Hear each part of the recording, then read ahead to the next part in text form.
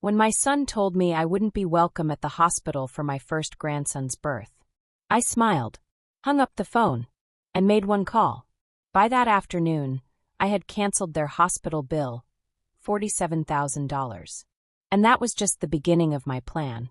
Justice had to be served, and the entitlement of my ungrateful adult children had to be punished. You won't believe what I did next.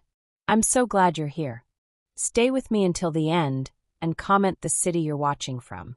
I love seeing how far my story has reached. If you're new here, don't forget to like this video and subscribe to join our growing community. I'd been counting down the days to meet my first grandson. My little living room had turned into a nursery. Tiny baby clothes folded in neat stacks, a crib in the corner, and a mobile with soft stars that spun slowly whenever I walked by. I'd spent hours choosing everything, and more money than I should have. But that's what grandparents do, right? We give, and we give, and we dream about the moment we finally get to hold that little life in our arms. Sometimes I talk to Robert, my late husband. His photo sits right on the mantel, smiling the way he used to when our son was little. "We did it, honey," I whispered that morning. "We're about to be grandparents. Can you believe it?" I imagined us both standing there in the hospital room, holding our grandson together in spirit. That's when my phone rang. I glanced down at the screen and saw my son's name. David. My heart jumped. I thought, maybe the baby's on the way. Maybe this is the moment I've been dreaming of. I answered the phone, smiling. "Hi, sweetheart. Is it happening? Are we about to meet him?" There was a pause on the other end, long enough for my heart to dip. David cleared his throat. "Hey, Mom, listen. Jessica and we've decided the birth should just be, intimate family." I laughed softly, thinking I'd misunderstood. "Intimate family? David, I'm your mother. I am family." He hesitated again. I could hear voices in the background, Jessica's, I was sure. Then he said it. "Jessica's parents are flying in from Denver. She just thinks it would be too crowded if everyone was there." For a moment, I couldn't speak. I gripped the phone tighter. "Too crowded? Mom, it's nothing personal. It's just, her parents are really close to her, and I'm not," I whispered. He didn't answer. My chest tightened. I thought of the crib in my living room, the baby clothes I'd bought and carefully folded, the thousands I'd spent helping them prepare for this baby. And here I was. Was my own son really telling me I wasn't family enough to witness his first breath? That I wouldn't see my first grandson on the day he was born, even though I lived just 15 minutes away? I swallowed hard and tried to keep my voice steady. "David, sweetheart, I've been here for every step. I've supported you, I've supported Jessica. I just want to meet my grandson when he comes into the world.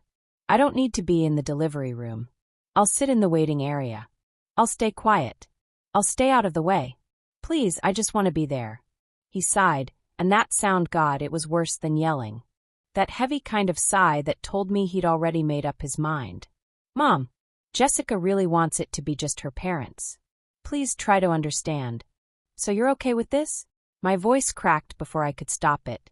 "You're okay with your own mother sitting at home, not there to hold her grandson?" Silence. A long, guilty silence. And then quietly, I just don't want to upset Jessica. Not right now." There it was. The knife in the heart. My son, the boy I raised alone after his father died, wouldn't even defend me. The words settled like a weight on my chest. I blinked back tears and whispered, "Please, David, can I call Jessica myself and beg her? I don't mind begging. I'll go on my knees if I have to. Your dad and I have waited for this day for years. Your father's first grandchild. Please. I promise I won't be in the way. Even if I can just see him through the window. Mom, don't bring Dad into this." "How can I not? David, we dreamed about being grandparents since you were little. Your father would be devastated." "Well, Dad's not here, is he?" The cruelty of it took my breath away. Robert had been gone for 3 years, and not a day passed that I didn't talk to his picture on the mantel about the grandson we'd never meet together. "Please," I whispered, and I could hear myself begging now, dignity abandoned. "Please, David. I promise I won't cause any problems. I just want to see him. Even if it's through the window. Even if." Mom, please don't make this harder than it needs to be. Click. The line went dead. My son had hung up on me while I was begging to see my own grandson. I froze, the phone still pressed to my ear, listening to the empty hum. My son had ended the call while I was still pleading. I lowered the phone to my lap, staring at the crib in the corner of my living room. Surrounded by everything I'd bought for a baby I apparently wouldn't be allowed to meet. My hand trembled. My house was so quiet I could hear the faint ticking of the kitchen clock. And for the first time since Robert died, I felt completely, utterly alone. I sat there for a long time after the call, staring at nothing. Then my eyes drifted to the stack of envelopes on my kitchen counter, bank statements, receipts, and bills I'd been meaning to file. I pulled the pile toward me and started flipping through them, and every piece of paper felt like a punch to the chest. Every piece of paper was a reminder of how much I had given, and how little I mattered to them. There was the receipt for the $15,000 nursery I'd paid for at David and Jessica's house. Not because I offered, because Jessica had insisted that her baby deserved the best, and David called me saying, "Mom, you don't want your grandson to come home to an empty room, do you?" Jessica had sent me the Pinterest board at midnight with a message. "This is exactly what I want. All the other posh new moms on Instagram have it. The crib, the dresser, the custom rocking chair Jessica insisted on. Then the $8,000 I'd given Jessica so she could focus on the baby, without worrying about work. She'd cried on the phone about how it would break her heart if she had to work while pregnant. She'd actually cried on the phone. A stressed mother creates a stressed baby. You don't want your grandson to suffer because I had to work, do you?" David followed up with, "Mom, Dad would want you to help us. This is what family does." The $12,000 I handed them for other baby preparations, car seat, stroller, clothes, endless must-haves, she sent me in late-night texts. The endless Venmo requests. All those little mom, just this once texts that never stopped. And then there was the house. $35,000 for the down payment on a 4-bedroom colonial in the suburbs because apartment living is not fit for my son, according to Jessica. Plus 16 months of mortgage payments at $4,400 each. Another $70,400. Every time I hesitated, David reminded me, "Mom, you said you wanted your grandson to have a safe home in a safe neighborhood. This is for him." All in, it was over $117,000. $117,000 from my office manager's paycheck and the life insurance Robert left me. Money I had promised myself I'd finally use to finally fix the leaky roof, replace my old fridge and 15-year-old Honda, maybe take that trip to Ireland Robert and I had always planned. Instead, I'd poured it into their life, their house, their baby. And now, the baby I'd helped them prepare the world for. I wasn't even allowed to see him take his first breath.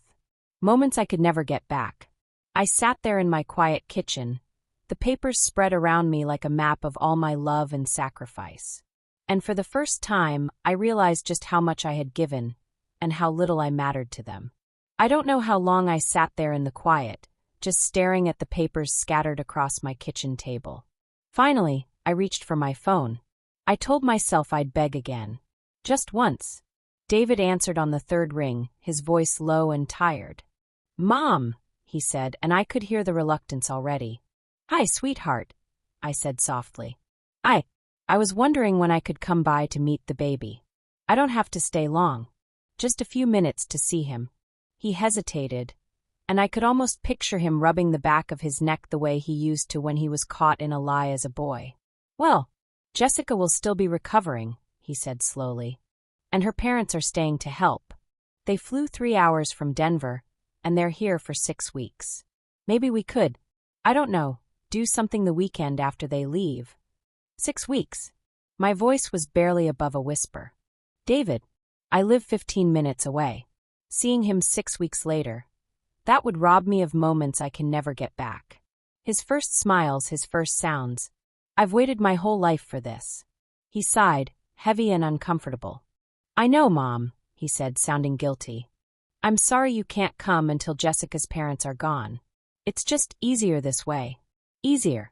As if I were the problem." I swallowed, my throat tight. David, have I ever been a problem to you and Jessica? There was a pause, then he sighed. Mom, you just don't always get how we want things done. Jessica needs you away. She wants to enjoy the first weeks with her son with her parents. She's their youngest child, and it's their 7th grandchild. We need to do this our way. Please don't take it personally. I closed my eyes, letting the words sink in like ice water. I could feel my heart breaking all over again, but I wasn't going to beg anymore. I see, I said quietly. Well, you let me know what works for your real family's schedule. Mom. I didn't give him the chance to say more. I ended the call and placed the phone down carefully, as if dropping it might shatter me along with it. I turned to Robert's photo on the mantel, my voice a whisper. They chose their side, didn't they, honey? His smile in that frame was the only comfort I had. I stayed at the table long after the call ended, the phone silent beside me. My eyes drifted around my little kitchen. The refrigerator hummed quietly. A 20-year-old model with a broken ice maker I could never justify replacing. My coffee maker sat on the counter, its handle held together with a strip of duct tape. The faucet dripped steadily into the sink. Even the ceiling above the window had a faint water stain from the leak I'd been ignoring since last winter. I'd told myself for years that I could wait, that the money was better spent helping David and Jessica build their life. I could live without a new car. I could live without fixing the roof just yet. I could live on store-brand groceries, clipping coupons, stretching every dollar. And for what? I looked at the papers still spread across my table, the bank statements, the receipts, the bills. Altogether, it was $117,400. From my little office manager salary. From the life insurance Robert left me. The safety net he wanted me to finally use for myself. I'd poured it into their world. Their designer nursery. Their 4-bedroom home in the suburbs. Their picture-perfect family life. I rested my head in my hands, the house silent except for the steady tick of the kitchen clock. For the first time, I saw my life for what it had become. I was living like a pauper, so they could live like royalty.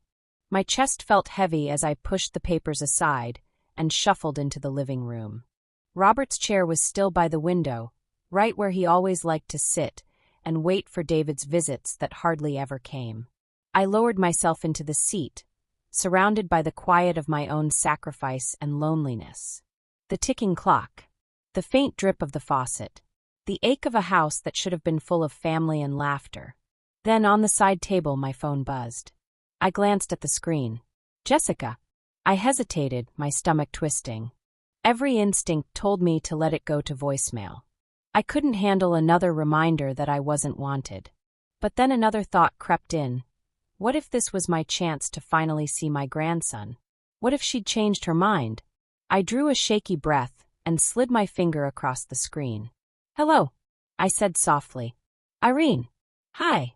Jessica's voice chirped, sugar-sweet and bright. I hope I didn't wake you.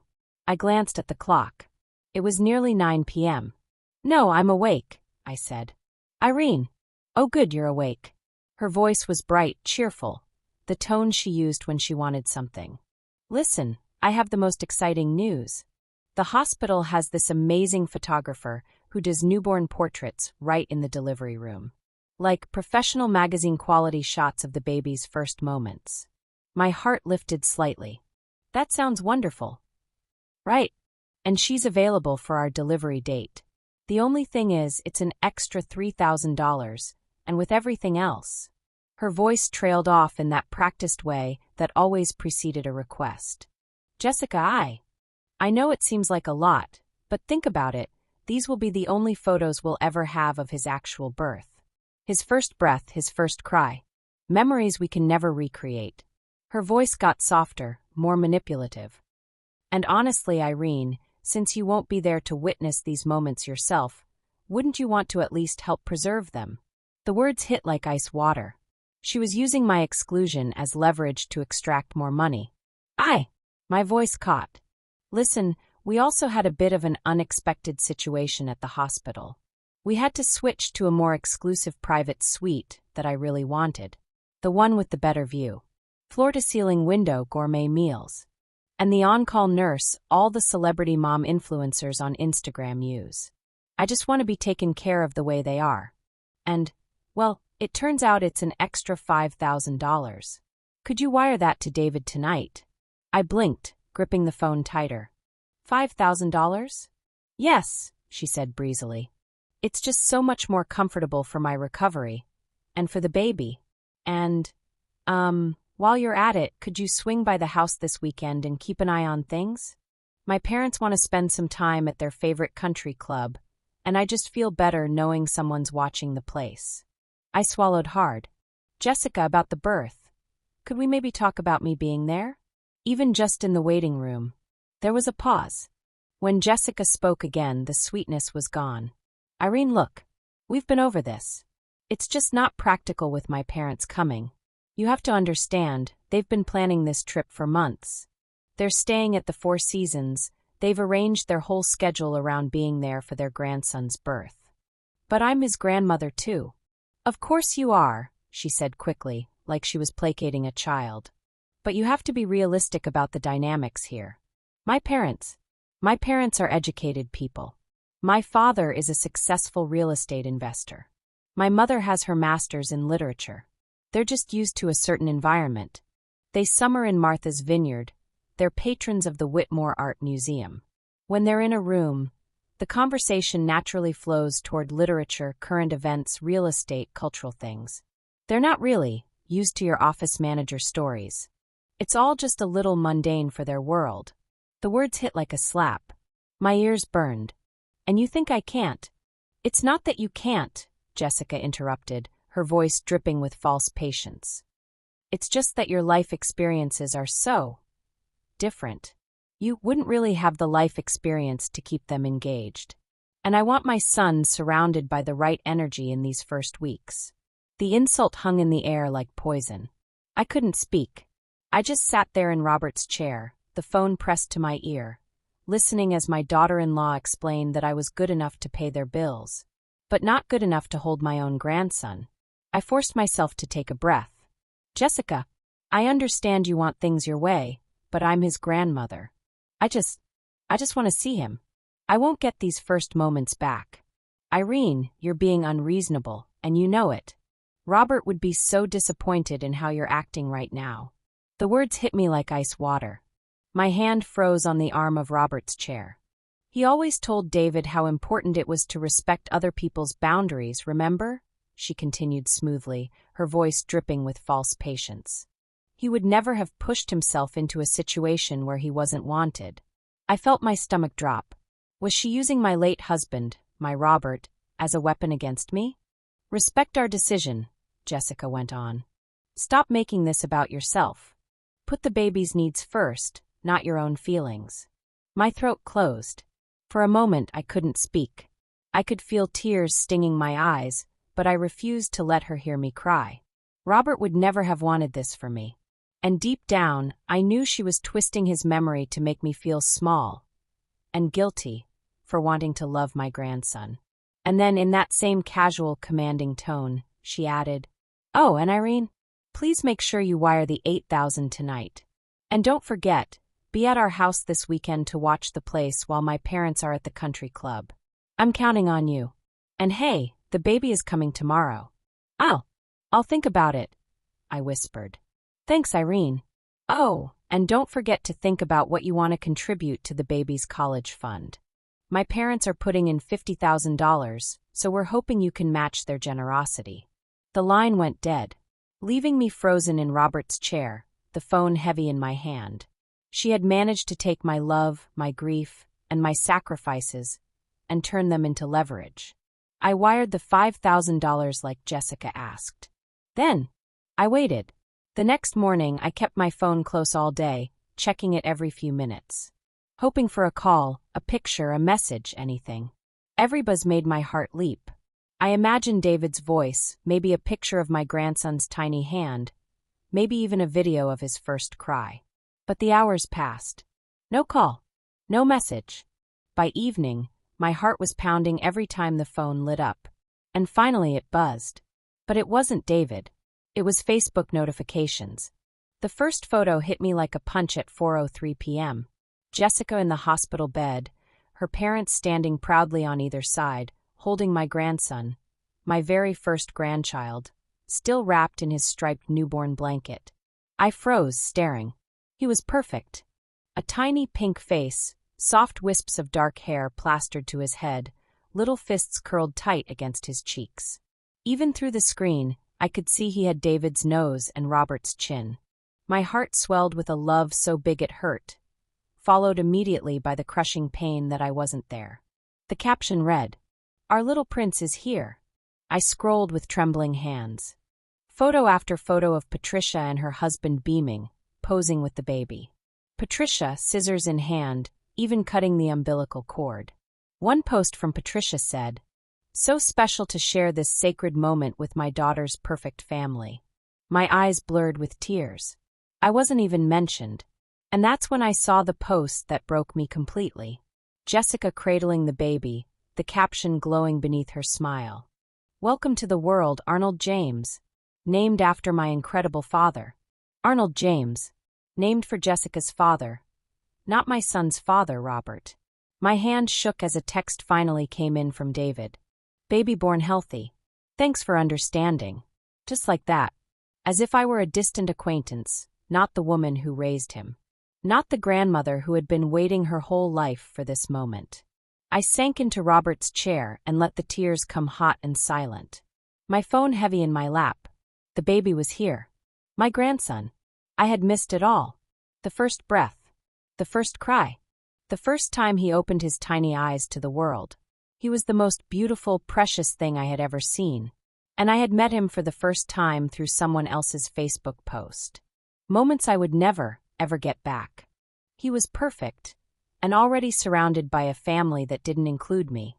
After my tears dried up, I whispered to the empty room. "There's no place in their life for me. And that's fine. I'll respect their decision." A long silence filled the house. And in that silence, something shifted in me. I drew a long, steady breath and rose to my feet. I realized I didn't have to stay here in this chair, waiting for scraps of love. If they wanted a life without me, then they could have it completely. I stood, my knees stiff, and walked to the kitchen table where all my paperwork still lay scattered. Bank statements, hospital receipts, mortgage confirmations. I spread everything out, aligning each page with care, like I was preparing for an audit of my own heart. Only this time, I didn't feel heartbroken. I felt clear. For years, I'd let them take piece after piece of me. My savings, my time, my joy, because that's what love does. And I don't regret a single dollar or a single sacrifice. But in that quiet moment, I realized it was finally time to give some of that love back to myself. I pulled out my calculator, my fingers steady now, and ran the numbers one last time. $117,400. That was the price of buying myself out of my own family. I let the numbers settle in my chest. And then I began to move. I picked up the phone. First, I called the bank. "Hello. I need to remove myself as guarantor on the Williams mortgage. Effective immediately." "No, yes, I understand the consequences. Any future payments are their responsibility alone." Click. One chain gone. Then the hospital billing office. "Yes, this is Irene Williams. I am revoking authorization to bill me for Jessica Williams' account. Any further charges can be redirected to the patient of record. She's an adult." Click. Another chain gone. Next was my insurance company. "I need to update my beneficiaries. Please remove David Williams and Jessica Williams." Yes, effective today. I imagined Robert standing behind me, nodding in quiet approval. Then my lawyer. "Yes, I'd like to update my will. Remove my son and his wife entirely. I'll email the new instructions tonight." Finally, I logged into my bank account. The familiar automatic transfers stared back at me. Mortgage, utilities, groceries, extras for their perfect life. I hovered over each one and canceled them one by one. All gone. When the last payment disappeared from the schedule, I stared at the blank space on the screen, where the payments used to be. For the first time in years, my money, my life, was my own. I leaned back in my chair, exhaling slowly, and whispered, effective immediately. My proof that I was free. The words felt like a prayer and a promise. And somewhere deep in my chest, under all the sorrow and the betrayal, a small ember of power began to glow. But the house still carried the weight of all the years I'd spent hoping, waiting, and giving. It was time to let that go. I walked to the living room and opened the old cedar box where I kept my grandmother dreams. Inside were the little pieces of hope I had collected over the last year. The baby shower invitations I had displayed on my fridge for months. Little draft cards I'd designed for birth announcements I thought I'd send to friends. Printed screenshots of Jessica's glowing baby bump photos from Facebook, each one I had saved like a countdown to joy. The ones I saved imagining I'd hang them in a nursery for when the baby visited. I carried them to the fireplace. One by one, I fed them to the flame. The first invitation curled in the flames, the pastel letters turning black. The second photo hissed and twisted as the fire ate the edges. With each paper that turned to ash, I felt a weight lift off my chest. I watched years of financial sacrifice, quiet hope, and broken dreams turn to smoke. I wasn't angry. I wasn't bitter. I was free. When the last paper burned, I sifted through the box and pulled out only two things I couldn't let go of.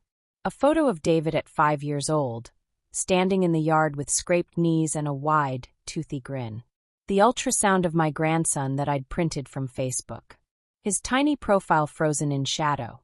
Those I tucked gently into the frame beside Robert's photo on the mantel. From the kitchen cabinet, I reached for a bottle of wine Robert had been saving for a special moment. "When we become grandparents," he'd said with that proud smile of his. I'd never opened it. The moment never came the way we imagined. I uncorked the bottle carefully, poured myself a glass, and carried it to the mantel. Robert's photo smiled back at me in the firelight. "Well, honey," I whispered, raising the glass, "we finally became grandparents. Just not the way we planned." I took a slow sip, letting the warmth spread through me. Then, with a small, steady smile, I added, "But I'm done paying for people who don't want me there." The fire popped softly, as if Robert himself agreed. For the first time in years, the house felt lighter. I wasn't waiting for the phone anymore. I wasn't begging to belong. I was free. The next morning, I woke to the sound of my phone vibrating on the nightstand. The sun had barely risen, but the screen was already lighting up with call after call. I glanced at the screen. "Jessica." I let it go to voicemail. A minute later, it rang again. "David." Then Jessica once more. I didn't answer. I just watched my phone light up like a slot machine and the names flash across the screen, one after the other. While I just sat in Robert's chair, sipping the first cup of coffee I'd made with my new sense of peace.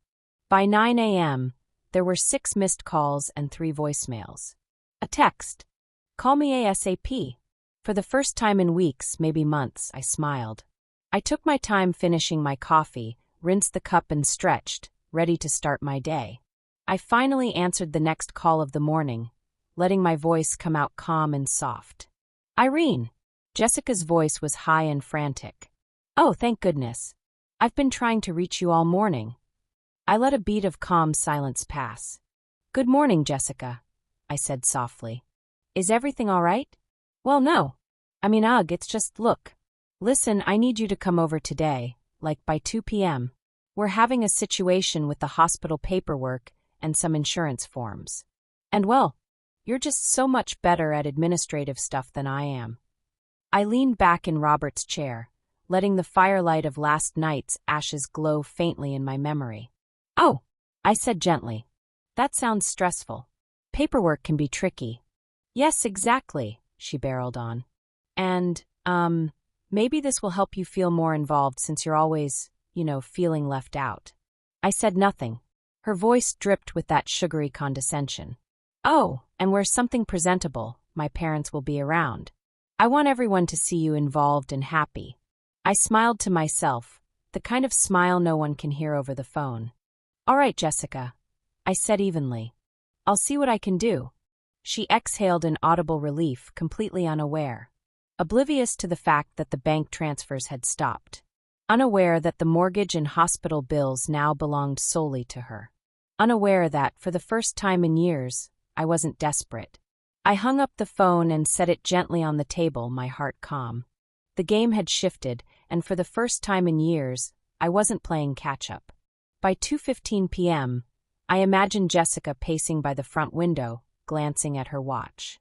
By 2:30, she was probably muttering to David about how unreliable I was. Me.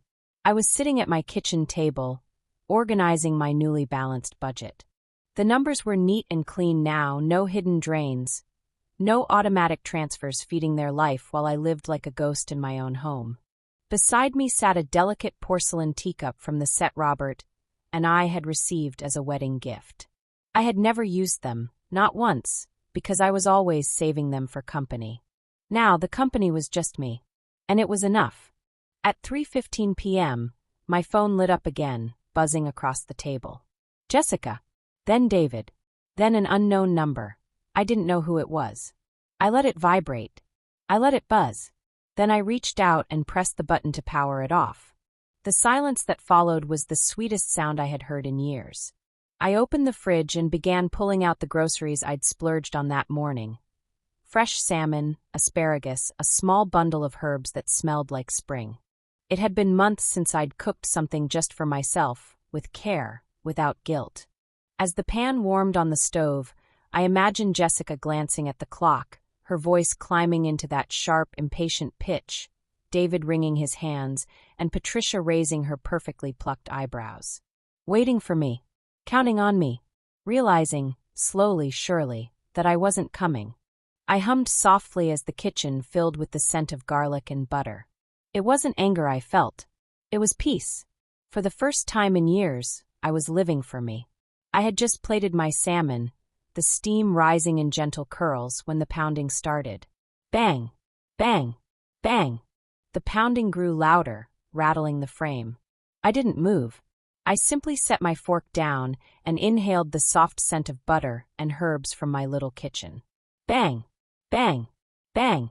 Then, before I could even take a step, with a loud crack, the door flew open. A woman I didn't immediately recognize stormed in first, her heels clicking against my hardwood floor. Her blonde hair was sprayed stiff, her pearl earrings glinting in the afternoon light. Behind her came Jessica, red-faced, hair a mess, moving like a storm cloud. And then David, eyes bloodshot, his shoulders slumped in exhaustion that he was looking like he hadn't slept in a week. "Mom," David's voice cracked. "Mom, we need to talk. It's urgent." I stayed where I was, standing beside my small dining table, the soft smell of butter and herbs filling the room. "Come in," I said calmly. "You already have." David ran a hand through his hair. "The hospital is demanding some new payments. Jessica, she ordered a few things." I tilted my head. "Is that so?" "A few things." The woman I didn't recognize and turned out to be actually Jessica's mother snapped before he could answer. "The hospital is demanding more money. Jessica deserves comfort after giving birth, and now they're threatening to cut off services." Jessica burst out, her voice shrill. "I just wanted a little luxury. I got the in-room gourmet meals and the pedicures and the spa therapy. Postpartum is hard. I shouldn't be treated like I'm some sort of problem. Or entitled." The words hung in the air, trembling with the weight of irony. I folded my hands in front of me, my voice quiet and even.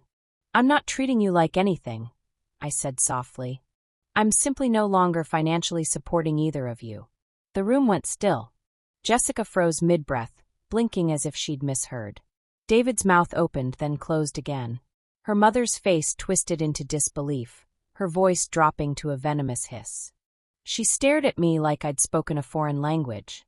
The silence stretched, thick and heavy, broken only by the faint hiss of my cooling salmon. "Mom, you can't," David started, but Patricia's voice sliced over him. Patricia snapped her head toward him. "David, hush," she barked before spinning back to me, her voice slicing like glass. "This is completely unacceptable behavior. We have standards in this family." She jabbed her finger toward me like a knife. She was shaking with outrage. Jessica found her voice then, her face twisted with the ugliness of entitlement. "You're being petty and vindictive over nothing. Over nothing. You're supposed to be family. Their voices rose and collided, two angry storms swirling in my quiet little house. I reached for my glass of water, lifted it slowly, and took a calm sip. Their shouting rolled over me, wave after wave against a rock that would not move. I had weathered funerals and lonely holidays. I had survived years of giving and waiting. Their noise couldn't touch me now. Then Patricia stepped closer, heels stabbing the floor, her perfume sharp and cloying. She leaned forward, her voice dropping to a venomous hiss. If you think you can abandon your duties and just walk away without consequences, think again. We will take legal action. Grandparent alienation is real. In fact, I've already advised Jessica to seek a restraining order against you for being unstable. Financially manipulative. Dangerous to be around the baby. Jessica nodded beside her, smug now that her mother had taken the lead. And don't think we won't ruin your career over this, Patricia added, her eyes gleaming. You have no idea who you're dealing with. I set my glass down gently on the table. Then I straightened, meeting Patricia's glare with a calm she couldn't touch. This is my house, I said, voice like steady stone. And it's time for you to leave it. Patricia blinked in disbelief. Jessica sputtered. David just stared at the floor, the boy I raised now a man drowning in a mess of his own making. None of them moved. So I walked slowly to the door, each step deliberate, and opened it wide. Out, I said. The word was soft, but it carried the weight of a slammed door. For a heartbeat, no one moved. Then Patricia huffed, spun on her heel, and stormed out, her perfume trailing like smoke. Jessica stumbled after her, muttering under her breath. David lingered a second longer, his shoulders slumped, then followed them into the cold afternoon, never looking back. When the door finally shut, the house was silent again. I walked back to the table, sat down, and picked up my fork. My salmon was still warm. And for the first time in years, dinner tasted like freedom. 3 quiet days passed. I spent them doing something I hadn't done in years. Living in my own home without waiting for the phone to ring. I cooked real meals. I read in Robert's chair until I dozed off. I even opened the windows and let the winter air sweep through the rooms, clearing out the last of their presence. Then on the 3rd evening, my phone buzzed. A notification from Facebook. Someone had tagged me in a comment. I clicked, and there it was. Jessica's smiling face filled the screen, baby in her arms, her hair brushed and makeup perfect. The caption read, "Sometimes protecting your newborn means making hard choices. When certain family members refuse to respect boundaries and have emotional episodes, you have to choose the baby's safety over drama. Toxic energy is not welcome near my son." The words crawled across the screen like poison. My stomach tightened. Underneath, the comments poured in. "Good for you, Jessica. Protect your peace and your baby. So sorry you're dealing with this. Some people should never be around children if they can't control themselves. Cut the negativity out of your life. Family is who treats you right, not who shares DNA." Then I saw Patricia's share of the post. She'd added her own little dagger. Sometimes the hardest part of parenthood is shielding your child and grandchild from unstable influences. Money doesn't make someone a good person. Some people can buy gifts but can't buy class. She even sprinkled in a few crying face emojis, as if she were the victim. The comments under her post were even worse. "Wow, I had no idea you were dealing with this. She always seemed odd. Jealous grandmothers can be dangerous. Stay strong, Patricia. I hope she gets professional help before she ruins your joy." I stared at the screen, the glow of the monitor painting my quiet kitchen in cold blue light. They weren't just using me, they were destroying me. Rewriting the story. Turning me into the villain in front of their perfect social circle. I closed the laptop, hands trembling. I thought that would be the end of it. But the next morning, another notification came through. Jessica had posted again. Longer this time, a full paragraph that left nothing to the imagination. "I've stayed quiet for too long, but people need to know the truth. Certain relatives have been emotionally unstable and financially manipulative for years. They tried to control our lives with money, demanded constant access to our child, and had repeated public outbursts. We're taking legal steps to protect our family. If you've ever experienced toxic family members, please keep us in your prayers. Underneath, Patricia had commented, "It's heartbreaking, but sometimes distance is the only way to protect a newborn from a toxic influence. We've done everything we can. Pray for her to get the help she needs." The likes and comments poured in. Friends from their church, neighbors from their country club, even people I'd met at the baby shower, now nodding along as if they'd always suspected I was unstable. I felt the heat rise in my chest, but I didn't slam the laptop shut. I didn't cry. I didn't even comment. Because I knew, with the same calm certainty that had carried me through every decision so far. This wasn't panic. This wasn't a tantrum. This was war. And they had no idea I'd already started playing. The Facebook assault continued for days, each post more calculated than the last. On day 3, Jessica shared a photo of Patricia bottle feeding the baby with the caption, "Grandma Pat stepped in when I was too exhausted to nurse.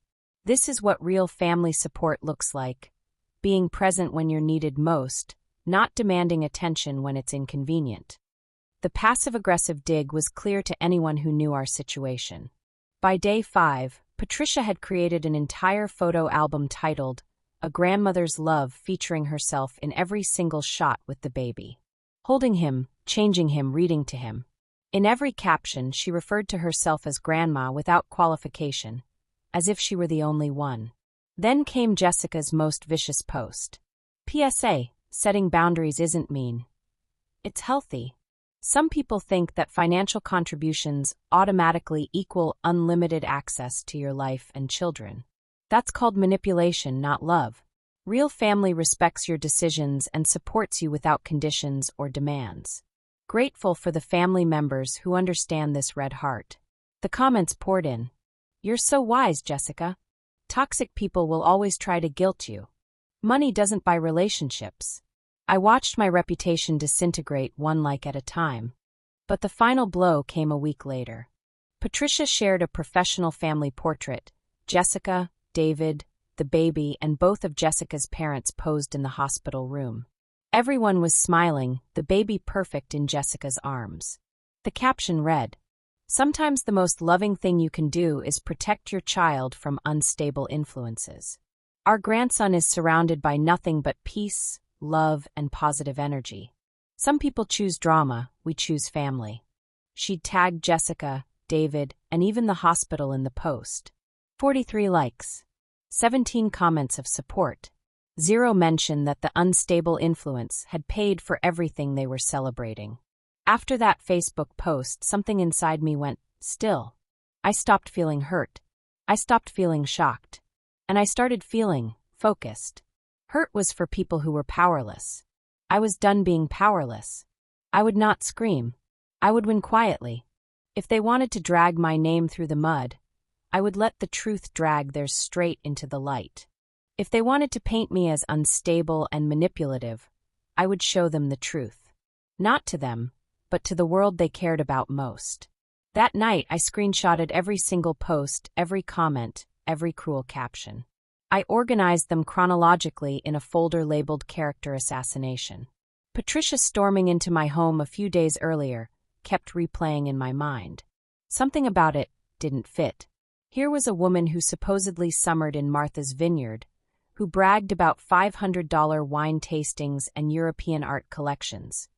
Yet she'd barged into my modest home screaming about hospital bills like her life depended on it. Why would someone drowning in sophistication and wealth act so desperate? The question gnawed at me until I couldn't ignore it anymore. Why would a family that supposedly lived in sophisticated comfort act like that over hospital bills? If they were really as refined and financially secure as they claimed, why did they need my office manager salary to survive? I'd been paying for months, nursery furniture, mortgage payments, even Jessica's spa suite delivery. But in that moment, as Patricia raged about my obligation, something in me froze. It was like watching a crack appear in a perfect marble statue. I couldn't shake the feeling. There must be more to their story.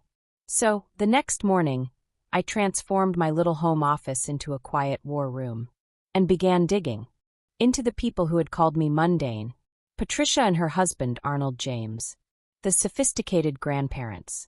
The ones who thought an office manager like me wasn't fit to be in the room with them and my own grandson. Every morning for a week, I'd brew my tea, open my laptop, and dive deeper into the James family's perfect online world. First stop, Patricia's social media empire. Her Instagram looked like a luxury lifestyle magazine. Every photo screamed money. Crystal champagne flutes at country club galas. Candlelit wine and literature evenings in their marble-countered kitchen. Arnold in custom suits at important business conferences. Patricia draped in pearls at charity luncheons, captioned, "Supporting the arts with fellow philanthropists." But as I scrolled deeper, something felt off. The photos were too perfect. Too repetitive. Same golf cart in every country club shot. Same angle of their backyard pool over and over. Same elegant dinner party, table setting in multiple posts.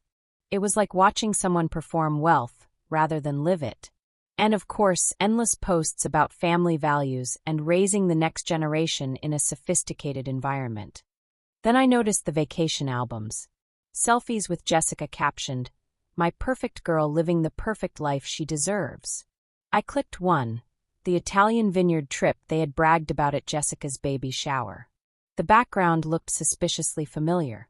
It looked too professional, too pristine. The lighting was magazine perfect, the composition flawless. Curiosity got the better of me. So, I reverse-searched some of her vacation photos. I right-clicked on the Tuscany photo and selected Search Google for image. My jaw dropped with what I saw. It was a stock image. A luxury vineyard in Tuscany that they'd never visited. I checked the Paris anniversary trip next. Another picture of a luxury resort balcony Patricia had posted last spring belonged to a travel blog. She had never left her backyard. It was all a performance. Smoke and mirrors. Curiosity turned into purpose. If the life they flaunted online was a bit fake, I wondered how far the illusion went. Scrolling through Patricia's timeline, I also noticed there were long gaps, months without posts, right around the time I remembered Jessica complaining about stress in the family. Curious, I opened a new tab and typed, "Arnold James plus business news." Within seconds, headlines popped up. Headlines that made my stomach drop through the floor. Local investment firm under federal investigation for fraud.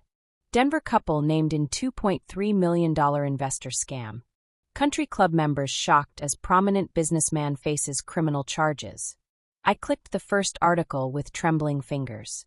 Arnold James, 58, of Highlands Ranch, is currently under investigation by the Colorado Securities Division for allegedly misappropriating investor funds through his firm, James Capital Management. Multiple investors claim James promised guaranteed returns on real estate ventures that never existed. The investigation began after complaints from over 40 victims who lost their retirement savings. Over 40 victims. Retirement savings. Criminal charges. I screenshotted everything, my hands shaking with each click. The house of cards collapses. Article after article painted the same picture. Failed real estate partnerships. Missing investor money. Suspended country club membership. Assets frozen pending investigation. Court dates scheduled for next month. The sophisticated grandparents were broke criminals. Worse than broke, they were desperate criminals using my money to maintain their crumbling facade. I sat back in my chair, the truth hitting me like a freight train. I replayed Patricia's hysterics in my living room.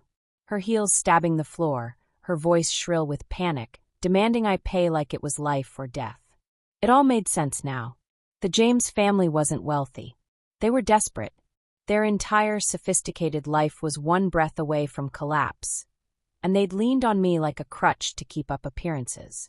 They needed my office manager salary and insurance payout because their entire empire was built on stolen money, and the walls were closing in. The same people who called me mundane and unsophisticated were one newspaper headline away from orange jumpsuits. By the end of the night, my desktop folder was full. My arsenal fully organized. Folder 1. Their lies about me. Jessica's Facebook posts calling me unstable. Patricia's comments about toxic influences. Screenshots of every public humiliation. Folder 2. My financial sacrifice. $124,400 in bank transfers and receipts. Mortgage payments keeping their house afloat. Hospital bills I'd covered while being banned from the birth. Folder 3. The truth about the James family. Arnold's fraud investigation articles. Court documents and criminal complaints. Stock photo evidence of their fake lifestyle. Suspended country club membership records. As I slid each document into clear protective sleeves, I felt something I hadn't experienced in months. Power. They'd painted me as the unstable one, the problem, the woman too mundane for their sophisticated world. But I had the receipts. And come baptism day, their entire social circle would too. Jessica had posted about the baptism on her Facebook page. At Patricia's Country Club Church, where appearances were everything. 20, maybe 30 guests from their social circle were expected. People who believed every lie they'd been told about me. They wanted a sacred moment. They wanted to perform their perfect family for an audience. I smiled to myself. I was going to give them a moment they'd never forget. I pictured Patricia's face as the truth landed in the hands of her friends, one packet at a time. Jessica's carefully built world, cracking like thin ice under her feet. The whispers, the stares, the slow turning of heads as the room shifted against them. I pressed the last packet closed and stacked it on the pile, my hands steady. This wasn't spite. This was justice, quiet, thorough, and inevitable. I labeled the final folder and set it aside, my hands steady for the first time in weeks. The James family wanted to play games with my reputation. Time to show them what happens when you declare war on someone who actually knows how to fight. The night I finished my research, I slept better than I had in months. By morning, my house felt different. Lighter. Like the air itself knew the weight I'd finally put down. The morning of the baptism, I dressed carefully. A simple navy dress. Pearl earrings Robert had given me on our 20th anniversary. Nothing flashy, just enough dignity to remind them who they had tried to erase. I slipped the stack of evidence packets into my purse. The weight was comforting, like carrying a shield and a sword all at once. The country club church gleamed in the winter sun as I pulled into the parking lot. Rows of luxury cars sparkled in the light. Lexuses, BMWs, Patricia's white Mercedes parked right at the entrance like a trophy. I took a deep breath and walked up the stone steps, heels clicking softly. Inside, the air was thick with candlelight and quiet whispers. The sanctuary was lined with polished wooden pews filled with Patricia's friends, all dressed in muted blues and grays like they'd coordinated a magazine spread. At the front, Jessica held my grandson in a little white christening gown, smiling for the guests, soaking in the admiration. Patricia hovered beside her, beaming like a queen presenting her heir. Then the doors behind me clicked shut, and my heels echoed against the tile. Heads turned. One by one, 20 pairs of eyes followed me down the aisle. Jessica's smile faltered first, freezing like a porcelain doll mid-pose. Patricia's face went white with rage, her lips tightening into a hard, bloodless line. I didn't hurry. I didn't fidget. I walked with the same calm dignity I'd carried through every betrayal, every sleepless night, every tear. And in that silent moment I could feel it, the shift in the air. The perfect performance they'd planned was over. I slid into a pew near the front, placed my purse gently on my lap, and folded my hands. The service hadn't even begun, but for Patricia and Jessica, the baptism was already ruined. The baptism service ended with polite applause and the soft chiming of the organ. I waited. I didn't move until the congregation filed into the fellowship hall, where tables of catered hors d'oeuvres and sparkling cider gleamed under chandeliers.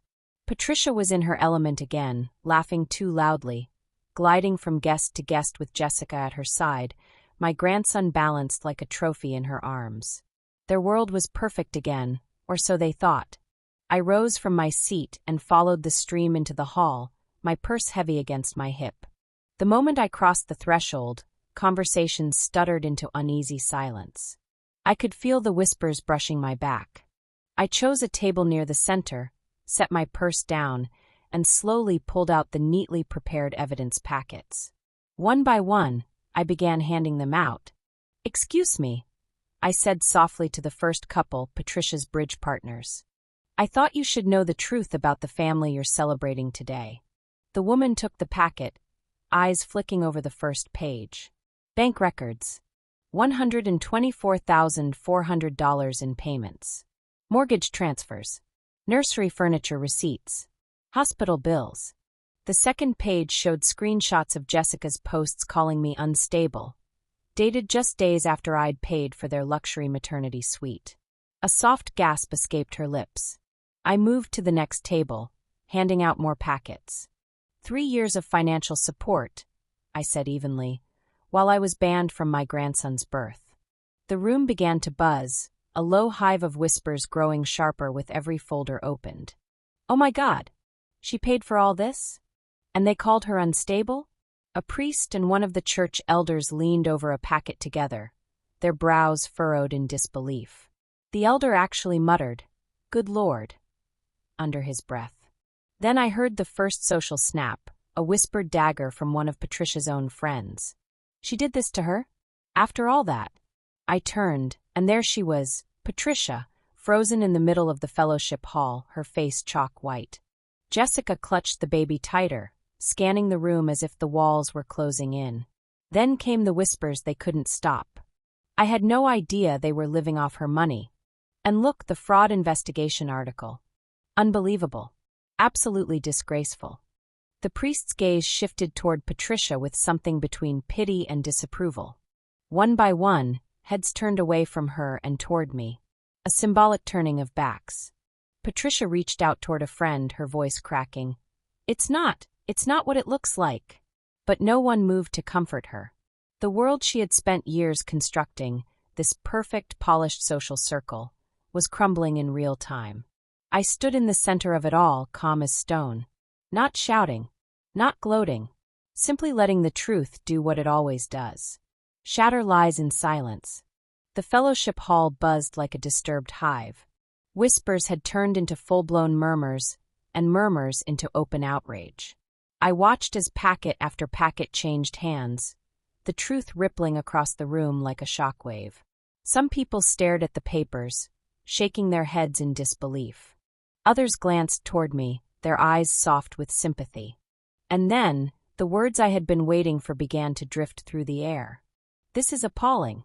How could they take advantage of a widow like this? She raised that boy alone after his father died. And they excluded her from the birth? Patricia's friends, her elite circle of golf partners, charity brunch companions, and wine and literature night attendees, began to close in, their polished masks cracking with disgust. One woman I recognized from Jessica's baby shower stepped forward, voice sharp enough to cut glass. Patricia, is this true? Did you really take this woman's money for 3 years and then lie about her being unstable? Patricia stammered. No, it's not like that. Another friend joined in, holding up a packet with trembling hands. It says here she paid your mortgage, your hospital bills. And these Facebook posts, Patricia, how could you? Jessica tried to step in, her voice wobbling. She's just making it sound worse than it is. She wanted to give. We didn't ask for. I finally spoke, calm and measured, letting each word land like a stone dropped in water. I gave because I loved my son and wanted to be part of his child's life. I was called unstable. I was smeared online. And I was banned from my grandson's birth. All while paying for everything you see around you today. A gasp rippled through the hall. The priest, standing near the refreshment table, crossed his arms and shook his head slowly. The church elder beside him muttered, I've never seen anything like this in God's house, no less. And then it happened, the moment Patricia had feared all her life. One by one, her friends turned their backs. Some left their glasses of sparkling cider untouched on the tables, muttering to each other as they walked toward the doors. Others lingered just long enough to cast a final, withering glance at Patricia and Jessica. In the space of a single Sunday, the queen of the country club had become a pariah. I stood silently in the middle of the hall, watching the collapse with steady hands and a steady heart. No shouting, no drama, just truth doing its work. 6 months later, I opened my mailbox on a bright spring morning and found a thick, official envelope with David and Jessica's name listed in the corner. I already knew what it was before I opened it. Foreclosure notice. 6 months of missed payments. $14,400 in arrears. Property scheduled for auction. They had listed me as a reference when they bought the house, so the notice had found its way to me. I stood in my driveway with the sun on my face, the soft hum of birdsong in the trees, and read it like I was reading about distant weather in a city I no longer lived in. No anger. No triumph. Just closure. The notice also included a line about their financial status. Baby's college fund liquidated. The one I had started for my grandson with Robert's life insurance money. I folded the letter neatly and slipped it back into the envelope. Then I carried my coffee mug to the porch, sat in Robert's old chair, and opened the brochure for the Mediterranean cruise I had finally booked. The house was quiet, but it didn't feel lonely anymore. It felt like freedom. For the first time in years, my money, my time, and my heart belonged to me. It was late afternoon when I heard the soft, uncertain knock on my front door. Not the pounding of Patricia's heels, not Jessica's entitled rhythm, just a hesitant, uneven knock. I opened it to find David standing there. My son. The boy I had raised alone, the man who had broken my heart. He looked hollow. His hair was unkempt, his shirt wrinkled, and his eyes red-rimmed. For a moment he didn't speak. He just stood there on my porch, staring at the floor like a child who knew he'd shattered something he could never fully repair. "Mom," his voice cracked. I'm so sorry." I stayed in the doorway, hands wrapped around the edge of the frame. I didn't speak. I let him fill the silence. "Jessica left," he said finally. She took the baby and moved in with her mom. She said she can't handle all this. She said, I was useless without your money." His voice broke, and he pressed the heels of his hands to his eyes like a little boy. "I lost everything. The house, the car. And I lost you. I let them take you from me. I chose the wrong family, Mom. And now I don't have anyone." I felt a tug deep in my chest, that old reflex to reach out, to comfort. But I stayed still. I had learned too much to step back into that role blindly. He looked up at me, tears cutting clean lines down his face. "Please, can we start over? I need my mom. And if there's any way you could help me, just a little, until I get back on my feet." There it was. The old song. The same melody that had cost me $124,400 and 3 years of my peace. I took a slow breath and met his eyes. "David, I hear that you're sorry. And I hope one day, truly, we can rebuild something. But I can't fix what you gave away. And I can't go back to the woman who sacrificed everything for people who didn't see her as family." His lips trembled, but he nodded, understanding in the way only a man who has lost everything can understand. I stepped back, leaving the door between us. "Take care of yourself, David. When you're ready to be a son, not a user, I'll be here." And with that, I closed the door. Behind it, I let out a long, steady breath.